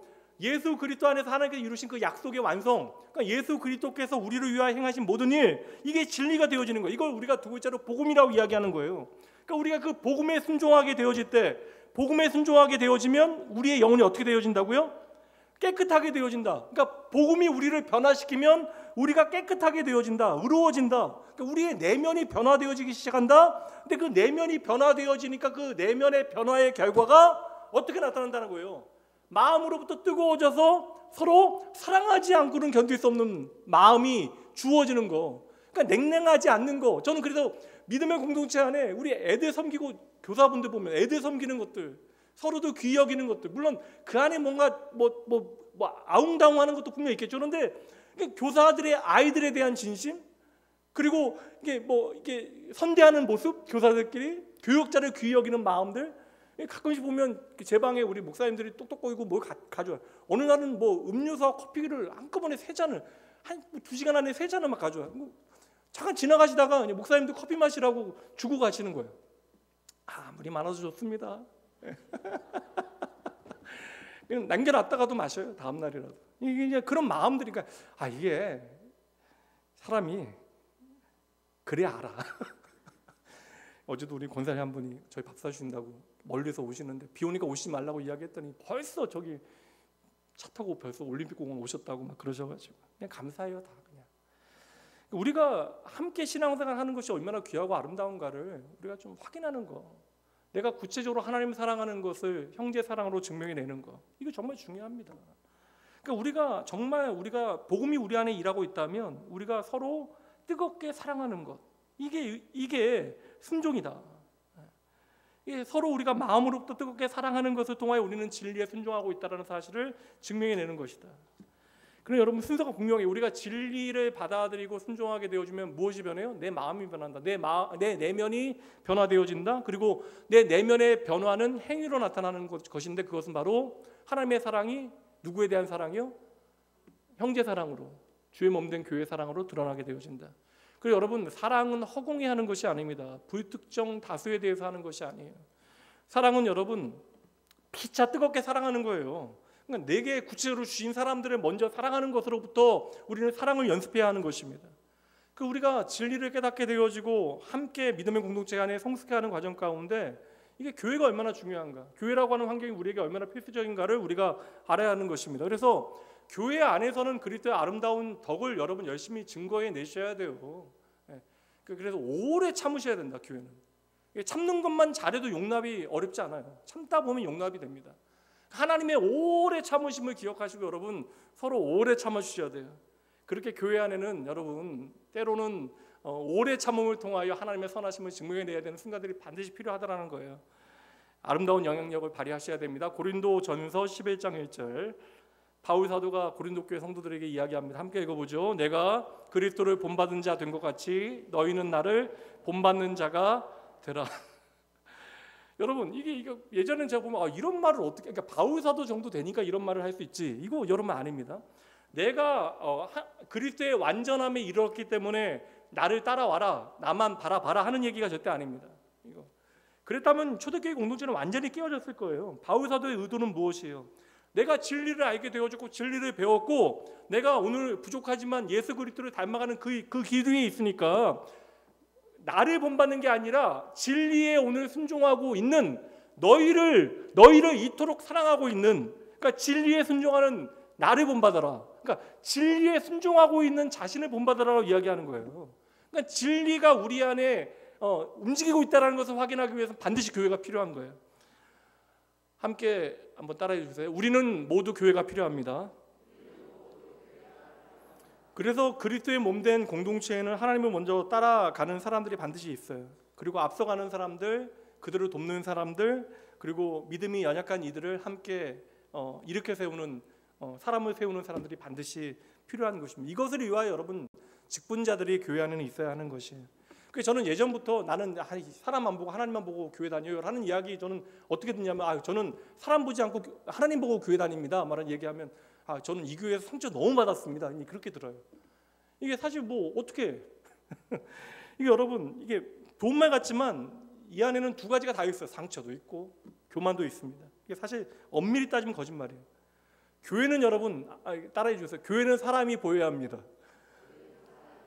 아니 사람이 보여야죠. 보이지 않는 하나님을 우리가 믿는 그 믿음을 우리의 삶에 살아내기 위해서 사람이 우리의 눈에 들어와야 돼요. 사람이 보여야 됩니다. 그래야 우리 안에 성령의 열매들이 맺혀지기 시작하는 거예요. 그러니까 보이지 않는 하나님을 우리가 보기 위하여 믿음의 사람들이 필요한 거예요. 그러니까 보이지 않는 하나님을 우리에게 보여줄 수 있는 선배들이 필요한 것입니다. 먼저 부름받은 여러분들이 그러한 좋은 믿음의 선배 되어주셔야 하는 거예요. 그래야 하나님께서 낙원교회와 여러분들을 기뻐하십니다.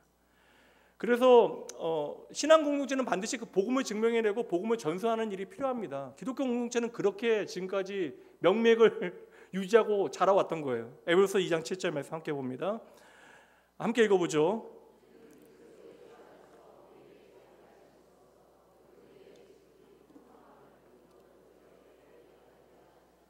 하나님의 은혜의 궁극적인 모습, 이게 궁극적인 그 목적은 우리 세대만 그 은혜를 누리는 것이 아니라 뭐라고요? 오는 여러 세대에 나타내려 하며 이게 우리의 책임이에요. 장차 모든 세대들이 하나님의 은혜를 알고 그 은혜를 누리게 하는 것, 이것에 대해서 좀 더 구체적인 말씀이 디모데후서 2장 2절입니다. 함께 읽습니다. 또 내가 많은 증인 앞에서 내게 들은 바를 충성된 사람들에게 부탁하라. 그들이 또 다른 사람들을 가르칠 수 있으리라. 그러니까 바울 사도가 디모데에게 말하고 있는 내게 들은 바라고 하는 것은 바로 하나님 나라의 복음, 그 진리를 말하는 것이고, 복음의 전수라고 하는 것은 그 진리의 체계나 어떤 내용만을 전달하는 것이 아니라 내가 그것을 충분히 이해하고 그것을 삶으로 살아내게 되어질 때 다른 사람들에게 전수되어지는 것이다. 그러니까 내가 제대로 모르고 누리지 못하면 전할 수 없는 거예요. 그러니까 내가 누리고 경험한 것을 다른 이에게 전하는 것이 바로 복음의 전수가 되어지는 것입니다. 그러니까 사실 이거 우리가 복음을 누리고 그것을 전하게 되어지면 그 혜택을 누가 가장 많이 누리게 되어져요? 내 자신이 누리게 되어지는 거예요. 그러니까 우리가 복음을 전하면 전할수록, 그 진리를 전하면 전할수록 그 진리가 우리 안에 더욱더 생생하게 살아 움직이게 되어지는 것입니다. 기독교 역사는 참 놀라워요, 여러분. 기독교 진리는 어떠한 시스템이나 조직이나 교파의 지도자들 때문에, 어떠한 특정한 사람들 때문에 명맥이 이어져고 계속되어진 게 아니에요. 여러분 보세요. 모세 죽으면 안 되는 때 하나님께서 불러가시잖아요. 결정적인 순간에 하나님께서는 결정적인 사람들을 다 불러가세요. 기독교 역사도 마찬가지입니다, 여러분. 기독교 역사는 여러분 가장 낮은 자리로부터 그 진리가 살아 움직이기 시작했다라는 거예요. 그렇게 가장 낮은 자리에서 복음의 진리가 무엇인지를 깨닫게 되어진 사람들이 믿음의 공동체 가운데 나 다음 사람들에게 그 복음을 전하는 그러한 일들을 통하여 오늘까지 그 복음이 전해져서 이 자리에 저와 여러분이 있게 되어진 것이죠. 그렇게 예수의 복음은 우리까지 이렇게 흘러오게 되어진 거예요. 그래서 기독교 역사 가운데 우리 대부분의 아이들이 지금 뭐 자녀들 보면 여러분들 대화가, 왜냐하면 애들이 인터넷에서 지금 안티 크리스찬 카페들이나 뭐 영상들 너무 많아요. 대부분의 것들이 여러분 이렇게 목회자들은 증명할 수 있는데 이게 뭐냐면 이게 음모론들이거든요. 대표적인 음모론들. 근데 기독교는 여러분 그렇게 역사 가운데 발전해 온 게 아니에요. 성장해 온 것이 아닙니다. 기독교는 여러분 정말 말할 수 없는 어려운 환경과 상황 가운데 신실한 믿음의 사람들을 통하여 그 진리가 증명되어져 온 것이에요. 대부분의 안티크리스찬 카페들이나 자료들을 따지면 기독교 역사에서 정경 형성사나 어떤 교회 공유에 수많은 의문을 던집니다. 이게 왜냐하면 도무지 가능하지 않은 일이니까 이게 숨은 조직이 있는 것처럼 엄청난 영향력을 끼칠 수 있는 힘 있는 사람들이나 어떠한 시스템이 준비되어져 있는 것처럼, 안 그러면 정경 형성사, 성경이 이렇게 오늘 우리의 손에 전달되어진 것, 그리고 기독교가 이렇게 군소, 이렇게 한 지역의 식민지의 군소 지역 종교에서 세계적인 종교로 이렇게 발달한 것을 설명할 수가 없으니까. 근데 기독교 역사는 여러분 순환의 역사예요. 로마의 역사가 그것을 증명합니다. 그러니까 여러분 초대교회 당시에는 기록된 성경이 있었어요, 없었어요? 기록된 성경이 없었어요. 심지어 여러분 십자가, 그러니까 초대교회 성도들에게 십자가는 감사하지만 상처이기 때문에 여러분 3세기까지 여러분 십자가는 세우지도 않았어요. 기억하지도 않습니다. 왜냐하면 십자가가 그들에게는 예수 그리스도를 죽인 그런 안타까움의 어떠한 그런 사건이었기 때문에, 피 묻은 예수의 증인들이 있었기 때문에 십자가를 강조하지도 않았어요. 기록된 성경도 없었죠. 예수의 증인들은 살아 있었지만 그 예수님의 가르침을 체계적으로 전달할 수 있는 교육 시스템 전혀 없었습니다.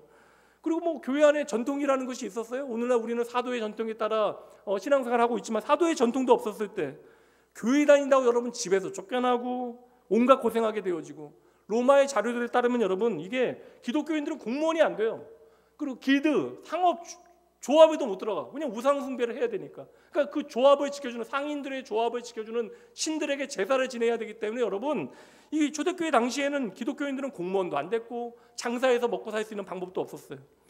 게다가 여러분 기독교인들 로마 안에서 어떻게 오해받아요? 성만찬 때문에 오해받아요. 성만찬 때문에 식인한다, 사람의 피를 마신다, 그런 오해들을 받게 되어졌어요. 그리고 서로 사랑하라, 이제 이런 가르침 때문에 근친상간에 대한 오해도 너무나 많이, 이런 이유로, 말도 안 되는 이유로 순교하는 일들이 벌어지게 되어집니다.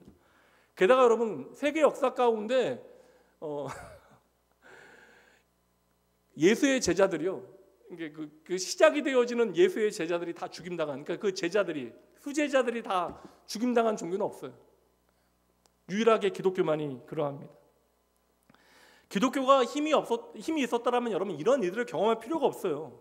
로마의 카타콤베 가면 여러분 지금도 못 들어가잖아요. 그냥 안내 있게 잠깐만 돌아보시고 여러분 들어갔다 길 잃어버리고 애들 뭐 일주일씩 못 나와서 막 뭐 애들 뭐 이렇게 생명 잃게 되어지고 그런 일들 벌어지잖아요. 그러니까 그 지하 그 무덤까지 들어가서 우리가 생활해야 했던 이유가 무엇이겠냐고요. 근데 여러분 그렇게 여러분 힘없는 자들의 기독교가, 복음이 오늘 우리에게까지 진리로 전해졌다라는 거예요. 저는 그래서 사실 좀 기독교 역사를 공부하면서 좀 역사를 공부하면서 좀 하나님 앞에 좀 깊이 감사하고 감격했어요.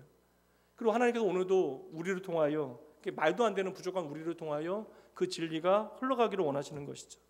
그리고 우리가 장차 우리의 믿음의 선배들 같이 하나님의 나라에 이르게 되어질 때, 천국에 가게 되어질 때 내게 흘러온 복음의 역사와 나를 통하여 흘러가게 되어진 그 복음의 증거들을 확인하게 되어질 것입니다. 이제 여기까지 공부한 거 우리가 함께 읽어보도록 하죠. 시작. 나 자신을 변화시키신 하나님 나라의 복음을 공동체 속에서 살아내고 그 하나님 나라의 복음을 주변 사람들과 다음 세대에 전수하는 것, 그리하여 하나님 나라 복음의 맥을 읽는 것, 이보다 중요한 일은 없습니다. 그러니까 초대교회 당시로부터 오늘 우리에 이르기까지 이 진리를 붙들고 계시는 분이 바로 성령님이시기 때문에 우리가 성령님을 지혜의 영, 진리의 영이라고 부르고 있는 것이에요.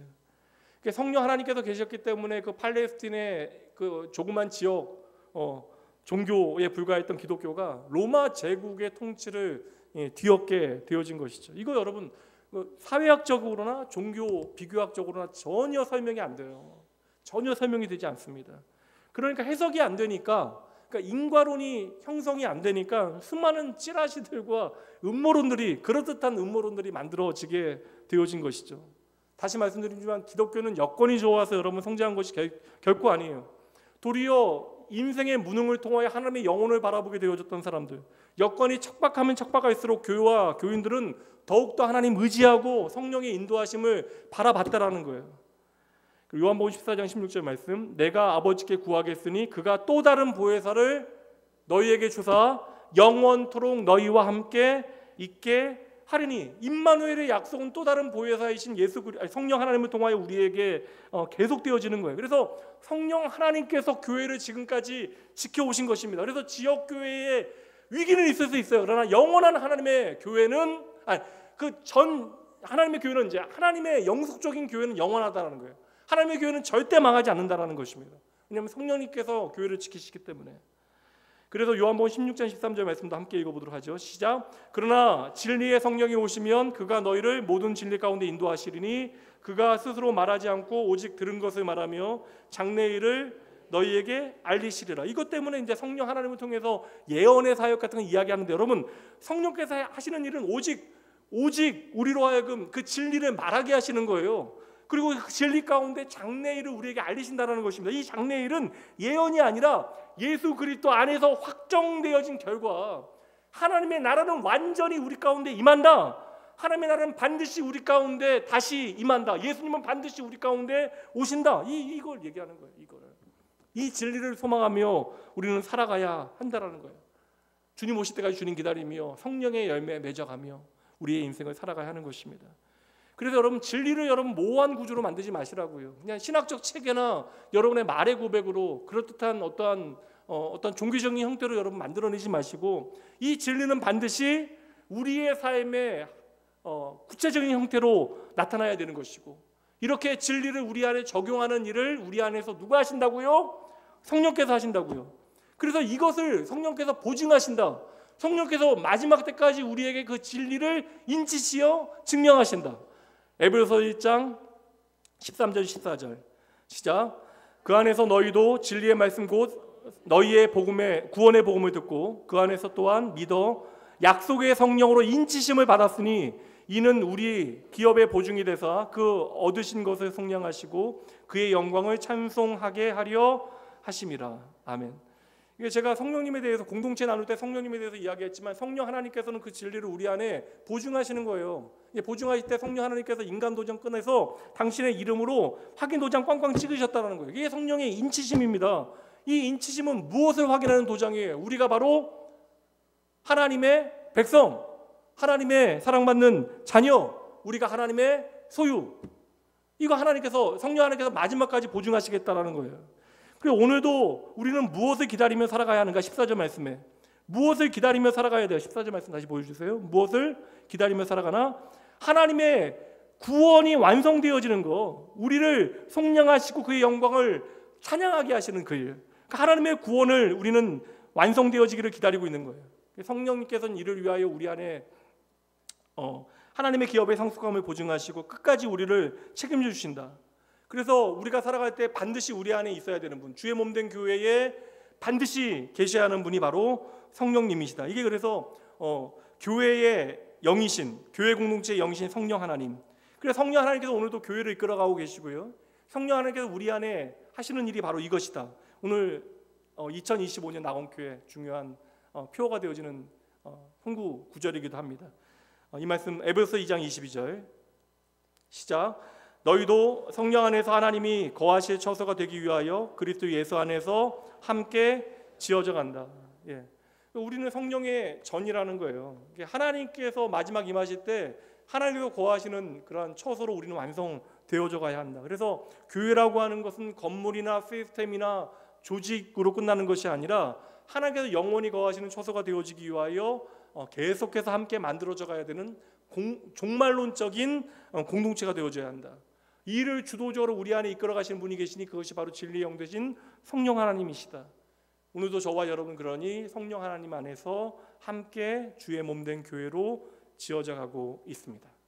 에베소서 1장 23절 말씀, 교회는 그의 몸이니 만물 안에서 만물을 충만하게 하시는 충만함이다.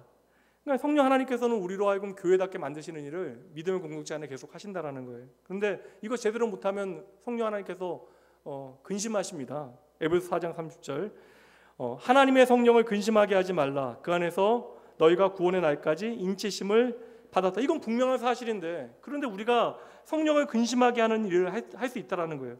날마다 우리는 성령 하나님의 인도하심을 따라 하나님의 몸된 교회로 자라나야 되는데, 진리가 우리 안에 생동감 있게 살아 있어야 되는데, 말씀드린 청사진과 같이 네 가지 영역에서 우리의 삶의 변화가 계속해서 나타나야 되는데, 우리가 자꾸만 성령의 인도하심을 따르지 아니하고 계속해서 우리의 육신의 욕심에 따라, 세상의 방법에 따라 움직이게 되어질 때 성령 하나님은 우리 때문에 근심하신다. 그러니까 우리의 더딘 성장을 하나님께서는 슬퍼하시는 것이죠. 그러니까 성령의 인도하심을 따르지 않으면 교회나 개인이나 다 허약해질 수밖에 없는 거예요.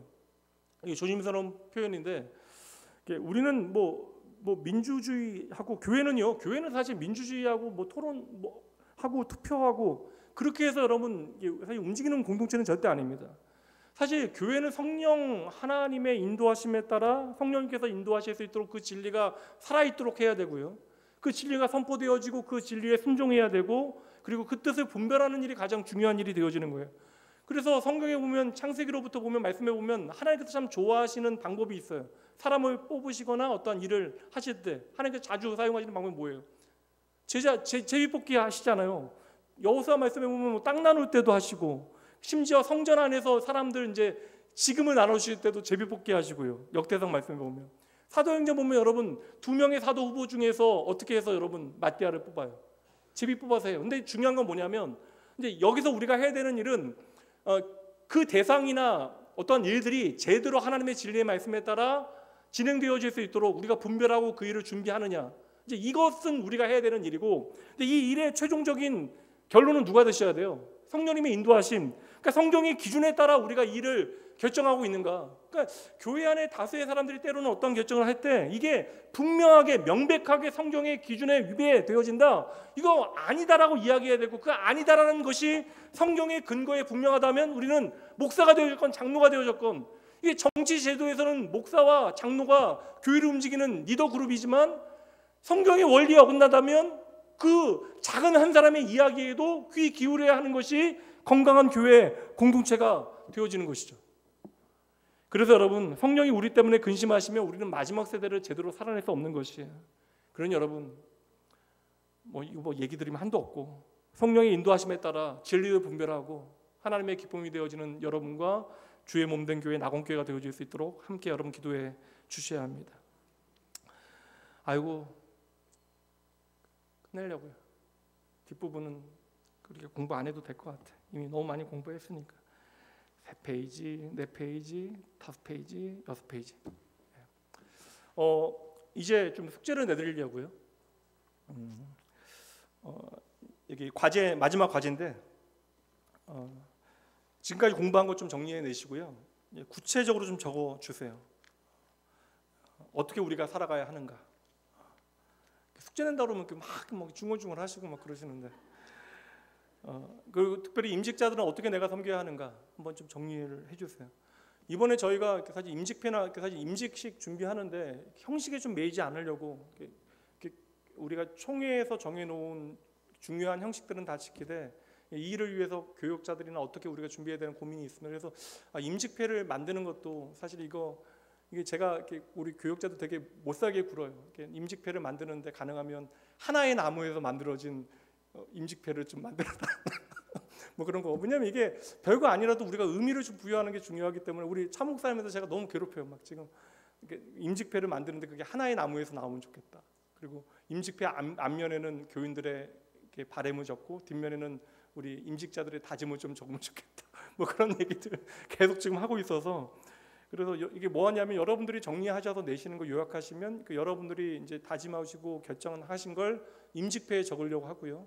예배 순서지에 보통 임직자 우리 임직 뭐죠? 그 임직 행사의 임직식에 순서지 4페이지 넘어가는 게 없어요. 근데 저희는 이번에 아예 8페이지나 뭐 10페이지 만들려고 12페이지. 왜냐하면 임직자 여러분들 그냥 사진 따닥따닥 붙여놓지 않고 한 분 한 분 본인들이 결정하고 이제 다짐한 어떤 신앙의 다짐들이나 여러분들이 섬기고 있는 그 섬김의 자리들을 좀 소개해 드릴 수 있는 좀 자리를 만드는 거. 예배 순서를 안내하는 것 이상으로 여러분들이 하나님 앞에 좀 결단하고 다짐하는 것들을 계속해서 좀 되새겨 볼 수 있도록, 그것도 여러분들에게 기념이 되어질 수 있고, 임직회에도 여러분들이 하나님의 몸된 교회와 하나님의 나라를 어떻게 섬겨야 하는가에 대한 여러분이 좀 다짐들을 좀 정리해서 그것들을 좀 새겨내는 일들을 좀 해보려고 합니다. 그래서 이제 임직하시고 나서 너무 좀 잘 못하시면 임직회 한번 가져오시라고 이야기해서 한번 읽어보려고 같이. 그래서 여러분 마지막 과제는 여러분의 구체적인 인생을 좀 하나님 앞에 좀 확인하시고, 결국 저도 여러분 하나님 앞에 잘 살게 하는 일이 제 목적이잖아요. 이거 못하고 하나님 앞에 가면 저는 부끄러운 일이니까, 일을 위해서 부름받은 것이니까 저는 최선을 다해 이 일을 해야 되는 것이고, 여러분들도 하나님의 말씀 앞에 내가 어떻게 우리의 삶을 좀 이렇게 복종하여 내 인생을 살아가야 하는가 좀 정리를 하시는 작업들을 하세요. 그래서 직분자의 부르심에 대해서 이제 그냥 우선은 좀 다 정리를 해보시죠. 그리고 이제 우리 교육자들 통해서 어떠한 분량으로 어떻게 정리해 주시면 됩니다라고 이제 개별적으로 이제 안내를 해 드릴 것입니다. 그래서 이제 이 자리에 계시는 모든 직분자 분들도, 모든 이제 우리 오후 예배 지금 들으신 분들도 우리가 앞으로 3개월 동안 하나님과의 관계, 그리고 자신과의 관계, 공동체의 관계, 세상과의 관계 가운데 내가 할 수 있는 일들을 좀 이렇게 리스트를 좀 만들어 보세요. 이거 되게 중요합니다. 그래서 리스트를 만들어서 내가 그 일을 좀 한번 하나님 앞에 좀 연습하고 실천하는 일들도. 그래서 첫 번째는 내가 직분자로서 구체적으로 어떻게 하나님의 몸된 교회를 섬길 것인가. 두 번째는 이제 우리가 청사진을 그렸으니까 4가지의 삶의 영역에서 어떻게 내가 좀 성장하기를 기대하고 내가 무엇을 할 것인가에 대해서 2가지를 좀 정리해 보시면 좋을 것 같아요. 여러분, 여하튼 우리는 이제 마칩니다. 그리스도의 부르심 가운데 예수의 피값으로 하나님의 자녀 되어졌고, 이제는 하나님의 집으로 우리가 자라나야 합니다. 주의 몸된 교회 낙원교회에서 진리의 영들인 성령 하나님의 인도하심을 따라 하나님께서 기뻐하시는 선하신 일을 찾아내고 그것을 위하여 열심히 애쓰시고, 여러분의 삶을 통해 하나님의 다스림을 선포하시고 그리하여 완성될 하나님의 나라를 기다리시는 여러분 모두가 되어주시길 주님의 이름으로 축복합니다. 야, 4시 27분 기도하면 30분 딱 끝나겠네. 그동안 고생 많으셨어요, 여러분. 예, 감사합니다. 제가 짧은 시간 안에 빨리 끝내려고 하다 보니까 말도 빨랐는데 어르신들에게 좀 죄송한 마음도 있습니다. 마지막 기도하고요. 마지막 모임 가시고 그 책거리 떡 꼭 챙겨 가시고요. 기도합니다. 하나님 아버지, 세상은 결코 우리의 인생에 그릴 수 없는, 또한 가져올 수도 없는, 오직 예수 안에서 성령께서 그려가시는 풍성한 삶의 청사진을 저희의 손에 쥐어주시니 감사합니다. 하나님의 꿈, 하나님 나라의 청사진을 저희에게 맡기셨으니 이제 하나님의 뜻대로 저희의 인생을 하루하루 잘 살아갈 수 있도록 성령 하나님 친히 저희의 삶을 인도하여 주시옵소서. 지난 13주 동안 그리스도 예수 안에서 이루어진 놀라운 일들을 저희가 살펴보고 그것을 믿음으로 받아들여서 4가지 영역에서 균형 있고 점진적으로 성장하는 것에 대하여 배우고 있겠습니다. 우리의 인생을 향하신 하나님의 놀라운 축복 앞에 저희들 그냥 듣고만은 어리석은 인생 되어지지 아니하도록 배운 것을 믿음으로 잘 받아들여 순종함으로 행함으로 우리의 인생의 그 아름다운 놀라운 진리가 성령의 열매로 드러날 수 있도록 주여 일하여 주시옵소서. 아버지, 낙원교회를 섬기는 일에 직분자들을 세우셨으니 나를 지명하여 부르시고 세우신 분이 하나님이심을 기억하고 이들을 통하여 주의 몸된 교회가 살아나고 낙원의 모든 가족들이 참 행복한 인생 살아갈 수 있도록 아버지여 친히 우리 가운데 일하여 주시옵소서. 오늘 우리 안에 계시는 성령 하나님께서 결코 우리를 포기하지 아니하신다 약속하셨으니 주께서 내게 주신 나의 가족들, 믿음의 형제 자매들과 함께 서로 격려하며 이 믿음의 길에 잘 걸어갈 수 있도록 주여 인도하여 주시옵소서. 오늘 주님 앞에 11조와 아버지 건축원금 또한 선교원금 감사의 고백 드리며 아버지여 주님 앞에 아버지 헌금드린 손길들이 있사오니 이들의 삶에 하나님의 놀라운 일하심의 증거들이 날마다 더욱더 풍성히 고백되어질 수 있도록 주여 복내려 주시옵소서. 감사드리며 우리의 생명 되시고 오늘도 우리에게 더 많은 생명 풍성히 누리게 하시는 장차 약속대로 우리의 삶에 임하실 예수님 이름으로 축복하며 간절히 기도합니다. 아멘. 정말 수고 많으셨어요. 우리 하나님 앞에 영광의 박수 돌리고요. 감사합니다. 하나님 돌아가시죠. 감사합니다.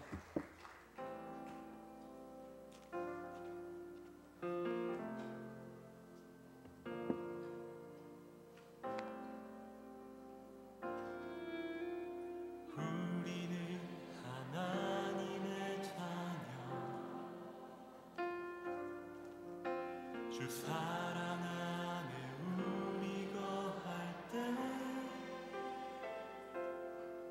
주님 나를 사랑하신 것 같이 우리도 서로 사랑할 수 있네. 네, 밖에 나가시면 떡이 준비되어 있습니다.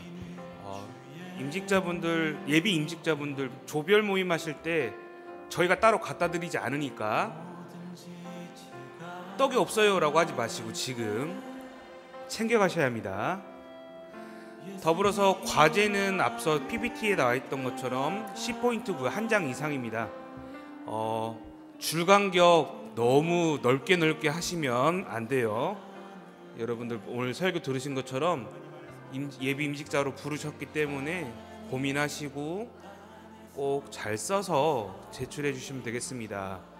양심껏 쓰시면 됩니다. 거기다가 띄어쓰기나 자간, 줄간 막 널찍널찍하게 반칙하시면 안 됩니다. 하나님 앞에서 정직하게 꼭 부탁드리겠습니다.